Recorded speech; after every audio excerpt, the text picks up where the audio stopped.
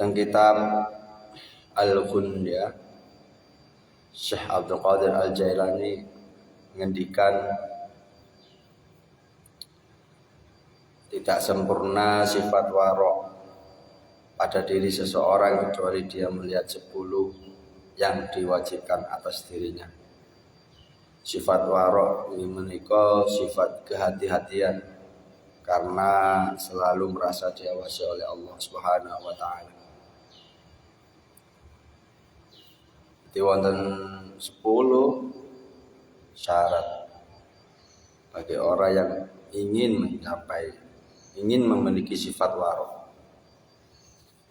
Nih, kuncinya di kehati-hatian karena selalu merasa diawasi oleh Allah. Di dirinya itu merasa diawasi, ngerosok. Lagi boleh jadi wong sing wirai, sing wong warok. Teng kitab Al-Ghunya karangan disebutkan oleh Syekh Abdul Qadir Al-Jailani 10 syarat sifat orang warok. Ingkang setunggal menjaga lisan dari menggunjing, menjelek-jelekkan orang, ngrasani wong, buka aib wong. Nah, ini sesuai hadis Rasulullah. Maka yu'minu billahi wal yaumil akhir falyakul khairan aw liyasmut. Barang siapa beriman pada Allah dan hari akhir, hendaknya dia berkata baik, kalau enggak bisa ya diam. Jadi gak usah buka aib wong, dijaga lisan. Salamatul insan min khifdil lisan. Selamat wong niku dari menjaga lisan. Karena mulutmu harimau. Banyak orang yang terjebak kasus gara-gara omongan. Kita jaga, gak hanya omongan, termasuk ketikan, tulisan di status juga bisa membuat hati orang lain tersinggung. Apapun yang diharamkan oleh lisan itu juga diharamkan ditulis oleh tangan. Okay? Karena orang menulis itu sesuai apa yang ada di pikirannya atau hatinya atau ucapannya. Kayak iso ngomong akhirnya kayak tulis. Itu sama saja. Nomor kali yang diwajibkan atas dirinya ketika ingin mencapai sifat warok, yaitu nomor 2 menjauhi prasangka buruk, suudzon. Mulanya Imam Ghazali berkata, barang siapa ingin husnul khotimah, maka lakukan husnudzon. Suudzon itu ngarakno ati petang. Gak dosa, cuma ngarakno ati petang. Satu suudzon tul titik hitam. Kalau beberapa kali suudzon berarti beberapa titik hitam akan memenuhi hati. Kalau hati sudah gelap akan sulit menerima cahaya Allah. Intinya kita harus selalu husnudzon kepada apapun, siapapun itu. Nomor 3, bila seorang hamba ingin memiliki sifat warok, kata Syekh Abdul Qadir Al-Jailani, nomor 3 harus menjauhi perbuatan mengolok-ngolok.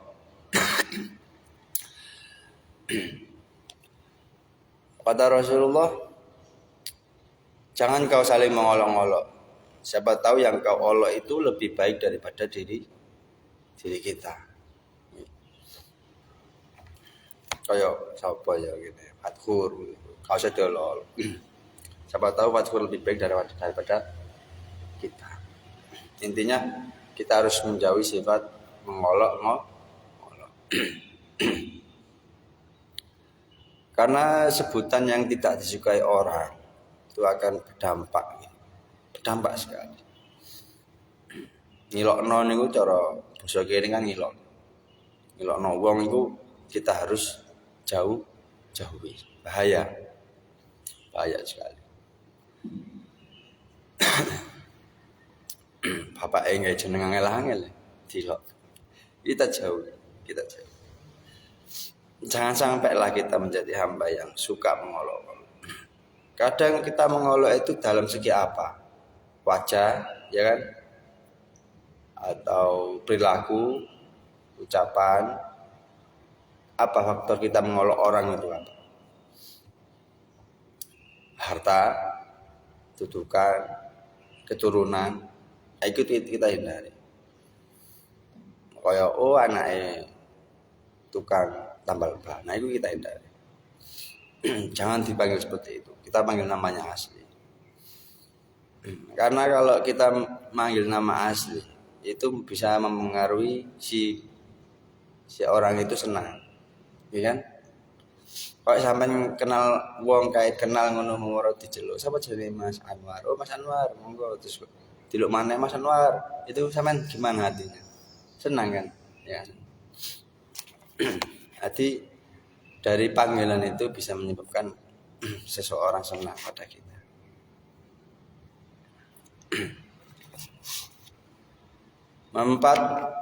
Menutup mata dari hal-hal yang haram. Sebisa mungkin kita harus pejamkan mata dari hal-hal yang diharamkan. Karena ada seorang imam yang ditanya oleh muridnya, "Wahai imam, bagaimana saya ingin merasakan lezatnya nikmat, lezatnya iman?"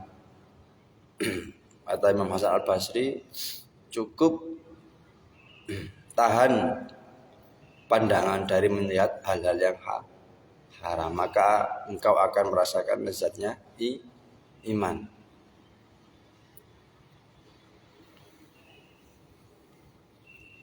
Jadi bersaksi bahwa iman itu memang nikmat sekali.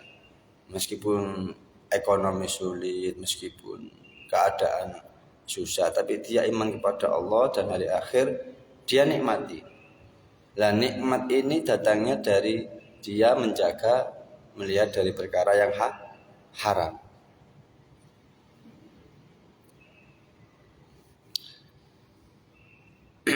Atau sama sendiri tanya-tanya, ya apa iki wae kok gak iso ngrasakno nikmate iman. Nah, jawabnya di situ, menjaga dari pandangan melihat hal-hal yang haram.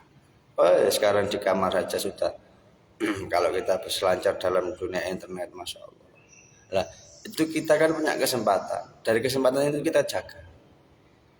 Mulanya kata Sayyidina Ali bin Abi Thalib karramallahu wajhahu, siapakah orang yang betul-betul merayakan hari raya?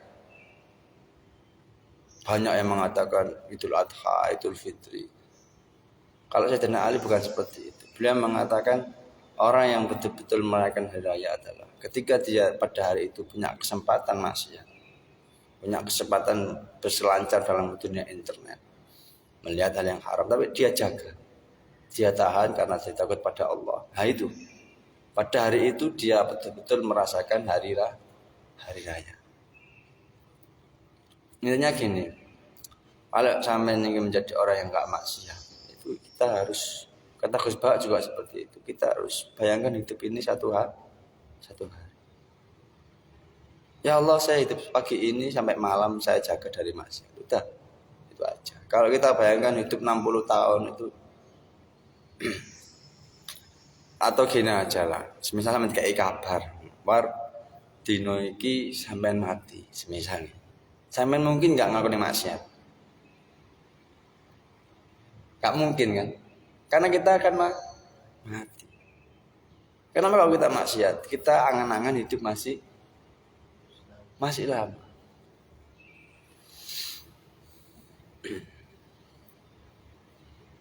I'lamud dunya ka'annaka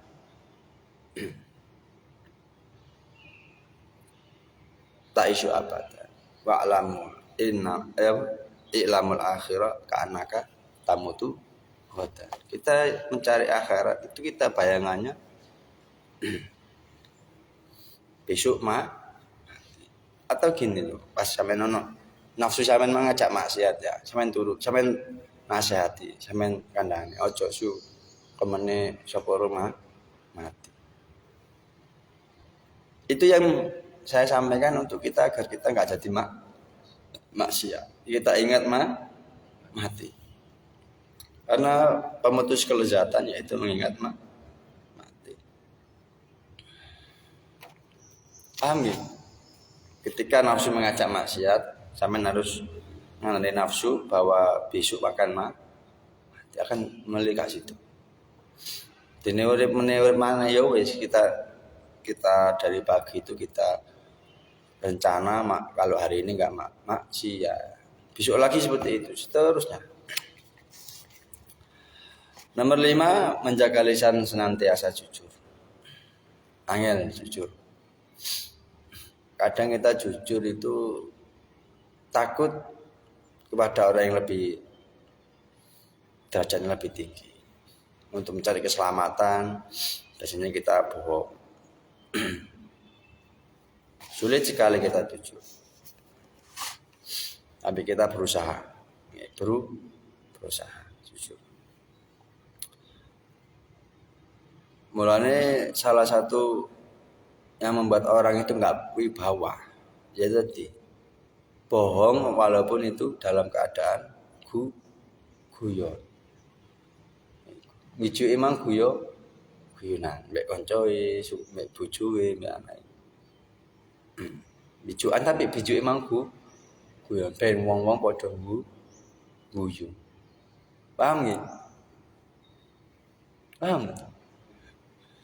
Nanti bohongnya mang faktornya adalah bercanda. Tapi untuk menghilangkan sifat wibawa sampean harus hilangkan itu.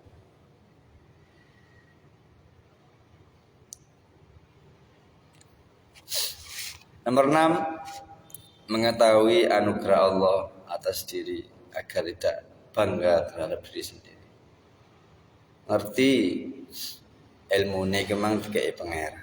Terus disampaikan krono Allah. Karena kita merasa dia titipi ilmu, saya sampaikan. Nah itu. Terus ada min fadli Rabbi. La haula wala quwata illa billahil aliyil azim.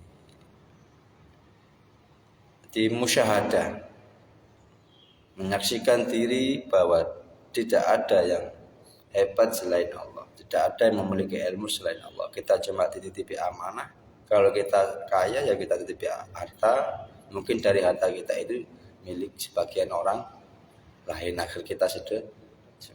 Atau kita punya ilmu yang banyak, itu hanya titipan Allah. Dari titipan itu kita amanahkan, kita share, kita bagi kepada orang lain. Nah itu namanya musyahadah. Menyaksikan bahwa diri ini lemah. La ilaha anta subhanaka inni kuntu minadh dhalimin.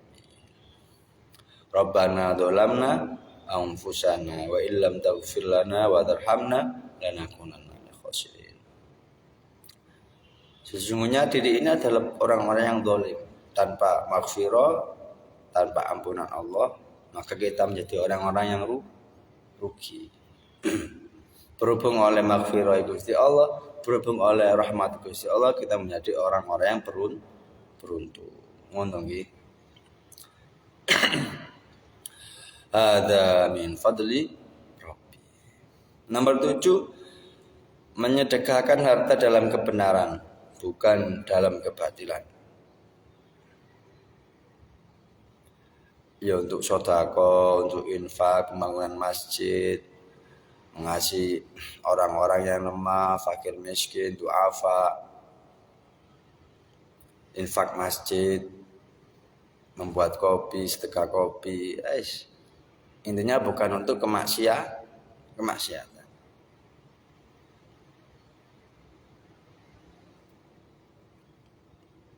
Kalau contoh kemaksiatan ini seperti hanya sampean tidak ngombe mek kanca-kanca, sampean gak melok tapi urun, nah iki sing bahaya. Nek gak urun wedi gak dikancani, lho mending gak dikancani menungso daripada gak dikancani Gusti Allah. Bandingannya hanya Allah, nggih. Pak, gak apa-apa weh kita dimusuhi manusia, tapi jangan sampai dimusuhi Allah. Manusia itu gak akan bisa memberikan kita bahaya tanpa seizin Allah. Manusia tidak akan bisa memberi manfaat tanpa seizin Allah. Ibe sampean posisi ngono mah. Sampean harus bandingannya pada Allah.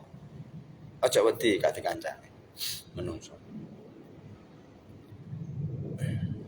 Kalau ngombe khusus, tapi sampean termasuk wa ta'awanu 'alal itsmi wal udwan. Wala ta'awanu 'alal itsmi wal udwan. Jangan tolong menolong dalam hal dosa dan permusuhan. Wa ta'awanu 'alal barri wat taqwa.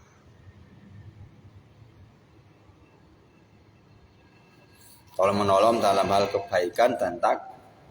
Tapi jangan tolong menolong dalam hal dosa dan permusuhan.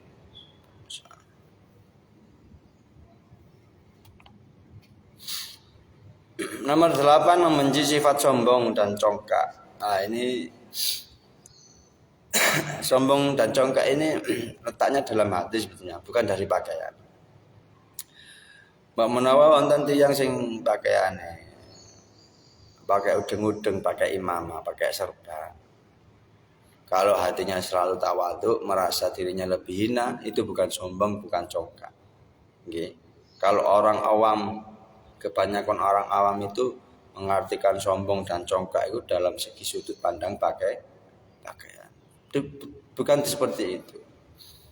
Malah ya Hamid Pasuruan, Mbah Hamid Pasuruan, itu mengatakan pakailah pakaian yang baik, karena itu adalah doa untuk kita. Misal kita pas-pasan ini, tapi kita pakaiannya rapi, bersih. Orang lain melihat kita itu kita orang kaya, padahal kita anggapan orang lain pada kita itu semoga menjadi doa.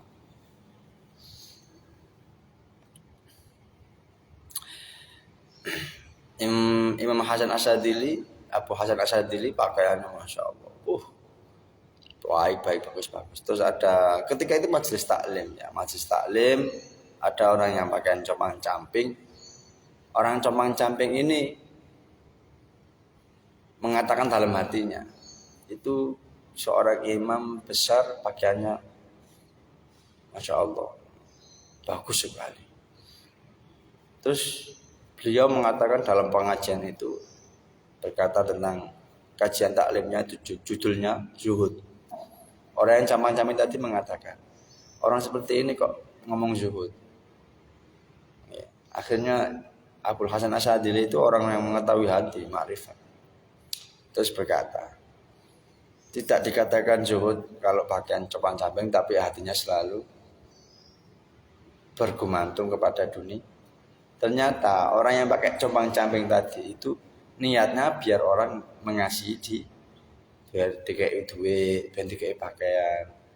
Jadi tujuannya dia pakaian itu ben wong kayak itu. Langsung dia minta maaf, berdiri minta maaf pada Imam Abu Hasan Asyadzili.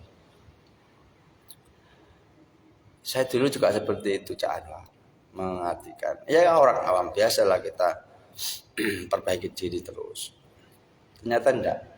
Ternyata sifat sombong dan angkuh, congkak itu letaknya dalam hati. Gak apa-apa sampean pakai pakaian bagus, pakaian rapi, pakaian mahal. Yang penting kita bisa beli. Bisa beli ya di atas standar lah. Standarnya kita itu seperti itu. Jangan sampai kita pakai cawan-camin tapi niatnya untuk dikasih orang, akan diwelasi orang. Itu juga termasuk mending kita pakaian baik, bagus, beli sendiri, enggak berharap pada manusia.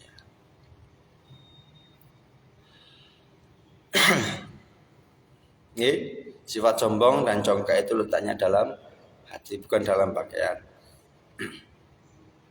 Nomor 9, menjaga sholat 5 waktu di dalam waktunya.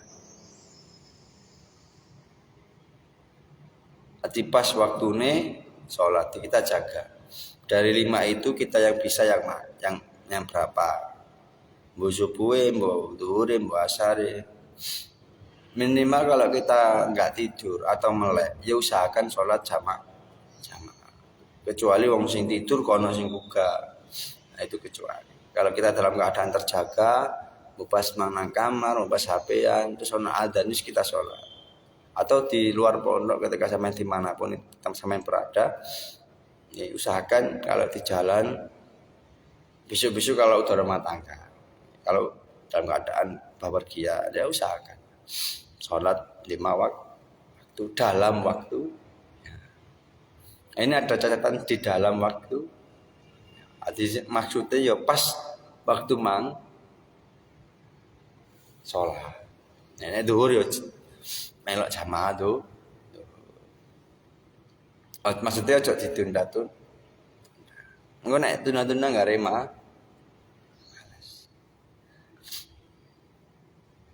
Begitu juga rukuk dan sujudnya dijaga, kita nikmati. Jadi sujud itu sebagai identitas seorang hamba. Mulane sampai nek pas sujud itu njaluk Gusti Allah, gak ada lagi yang kita harapkan kecuali untuk diberikan sholat jamaah berikutnya. Jadi ya Allah matur ya Allah jenengane paring saged sujud subuh niki teng Masjid Al Azhar. Sakniki kula ngentosi salat zuhur. Nah itu. Nomor 10, terus menerus berada di atas as-sunnah wal jamaah.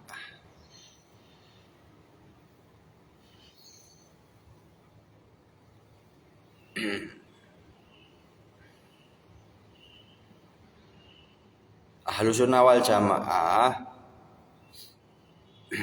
itu orang-orang yang menghormati Sayyidina Abu Bakar As-Siddiq radhiyallahu an, Sayyidina Utsman, Sayyidina Umar bin Khattab radhiyallahu an, Sayyidina Utsman bin Affan radhiyallahu an, Sayyidina Ali bin Abi Thalib radhiyallahu an, dan para sahabat-sahabat lain. Itu sebetulnya intinya aswaja Ahlus sunnah wal jamaah. Karena di luar sana itu banyak yang pro Ali, ada yang kontra Ali, ada yang pro Sayyidina Abu Bakar, ada yang kontra Sayyidina Abu Bakar. Ya wis kita ikut para kiai-kiai itu selamat wis. Kita cintai para sahabat, keturunan Rasulullah, dan para sahabat kita ikuti, kita cintai, insyaallah kita akan selamat dunia akhir. Ada yang kurang? Kalau nggak ada presentasi